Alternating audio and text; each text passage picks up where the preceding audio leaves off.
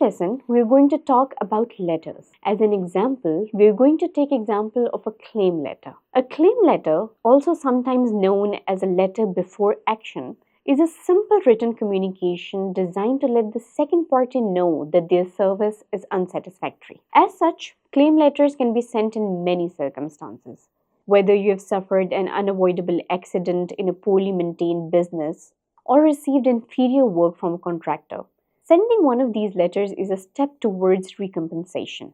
Oftentimes, claim letters are the first stage of formal legal proceedings against a company or individual that is in breach of the contract.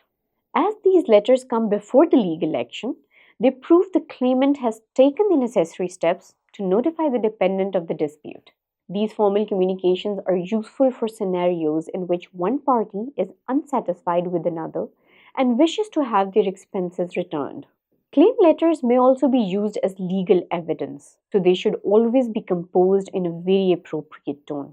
Even if the dispute between yourself and the offending party is fairly antagonistic, you're advised to take a formal stance. It increases the chances of you settling your claim without legal proceedings, and it demonstrates good character if the dispute does make it to the court. There are some characteristics of claim letter. Number one is a clearly written statement outlining your intent to make a claim to the organization or individual reference. Any relevant policy codes, product numbers, or other transaction-related identifiers can be part of this. Another important feature is conciseness. Conciseness, but with clarity. There should be description of the circumstances that led you to make the claim. The action you want the organization or individual to take in response of your claim should also be clearly stated.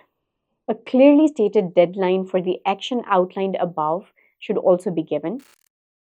Your claim letter must also outline the next step that you're going to take if the appropriate actions aren't taken. Your contact details and an invitation to speak with you directly via phone or email should be also given. Copies of any relevant documentation, for example, receipts, policy documents, service contracts, or any such documents can also be attached. All of these things are very essential to writing a claim letter.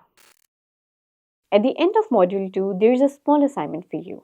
Consider a situation in which you go for vacations to a 5-star hotel. During your 7-day stays, you have noticed that someone has broken into your room and some of your belongings are damaged. You have to write a claim letter to the HR manager entailing all the details.